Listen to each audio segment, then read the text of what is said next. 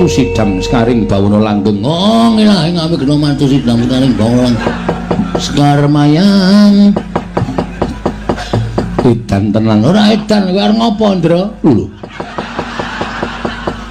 Kowe samploke ra payu main film saiki kowe dadi dewa ya. Film apa saiki Dono Kasino Indra. Ayo.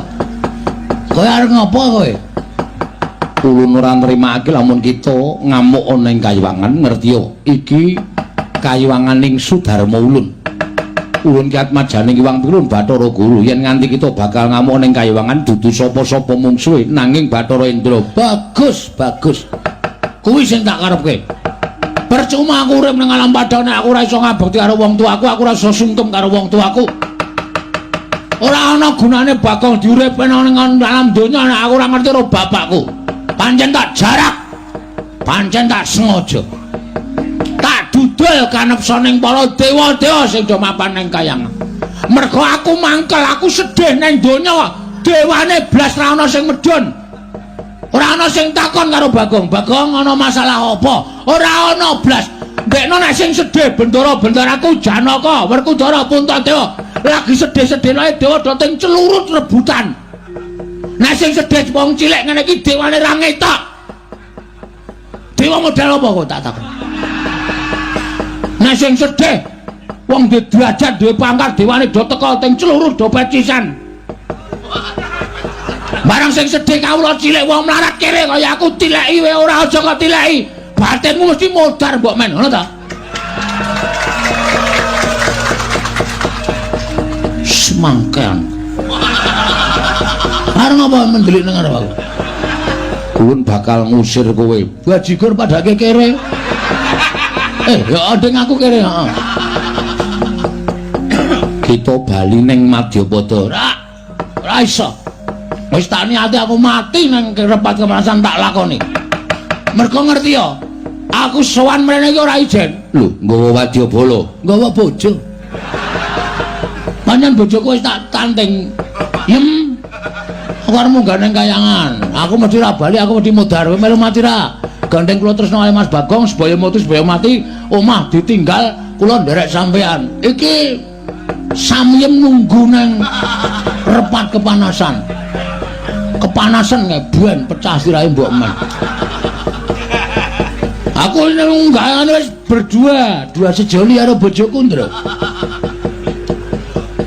Dewa iki ora malati nek karo Bagong. Italiane iki jangkar karo dewa e do kewalat kok iki drandra-drandra ora ana sing kewalat babar blas. Kon numpangke kompor kowe.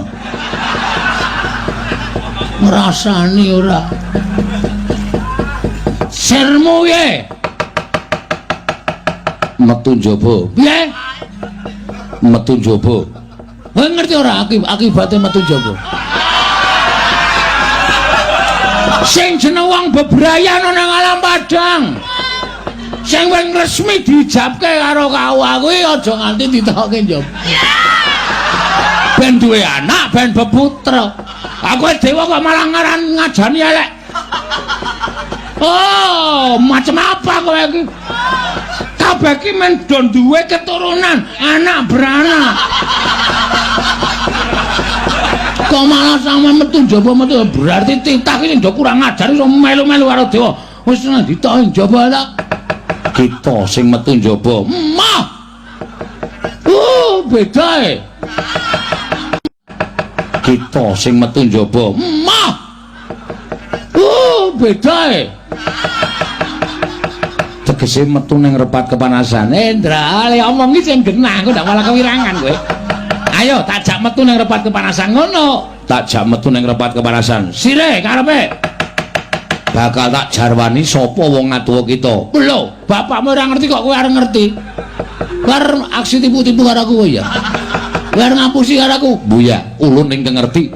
Nadyan Kanjeng Rama pukulun ora mangerteni nanging ulun ingkang ngerti. Apa mau Bondra? Buya. Buya ya apa ulun? Boyai ora. Oke. Nek kowe nganti ngapusi, aku mboya mikir dua kali lho. Yang ngritik kandhane terus kata-katane dienggo.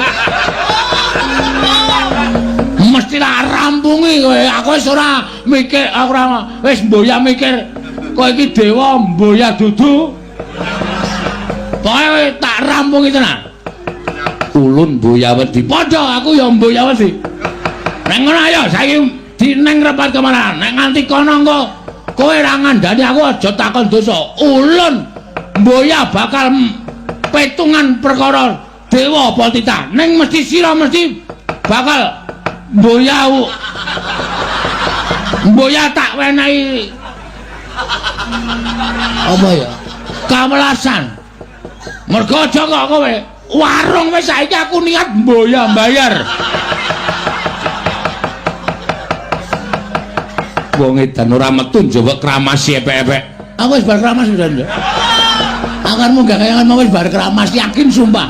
Aja dikeramasi nggo epek-epek. Indra junjungan metu njaba ndak omong wae bocah iki. Iki nek ora tak junjung metu njaba malah omong wae iki ya dewa elek meneh iki. Hah? Wis tak njaba iki dijunjung. Model piye kowe tak takon? Ayo, arep omong apa kowe?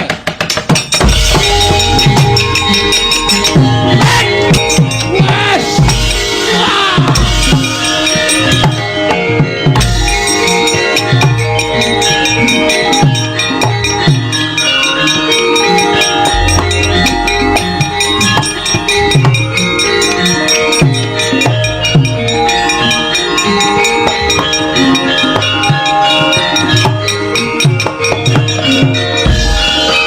Carian putra lamun kawekasan yeka wisanggeni maya Wisnu Pradenta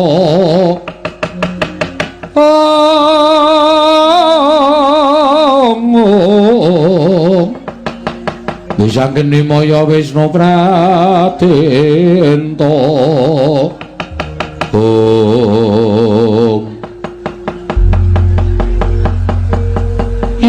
non. Kowe tak kandhani ya.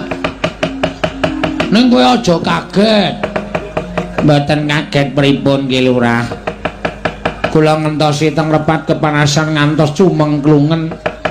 Kados ngenteni Sleming Palwa gabus kumambanging Sela Kresna. Pripun le sampeyan ajeng nanjiki kalih Kiwang Bathara Guru babakan tiyang sepuh sampeyan. Ternyata Bathara dewa-dewa iki goblok kabeh ya. Percuma aku tekan kayangan. Ora entuk apa-apa, ora entuk dawuh Hyang Pikulun Bathara Guru malah ming ditritani jarene aku dadi saka ayang-ayang. Ngerti kaya ngono rasa ketayaran munggah ning Gunung Himawat. Nggih. Rasa dadak nggawa kowe barang tekan kene. Ning saking mangkelku aku terus gugat. Niatku tak gawe perkara. Niat panjenengan dipun damel perkara pripun Ki Lurah? Nek dewa ora ngeparengake utawa ora duduhi bapakku sapa? Tak gawe geger kayangan. Terus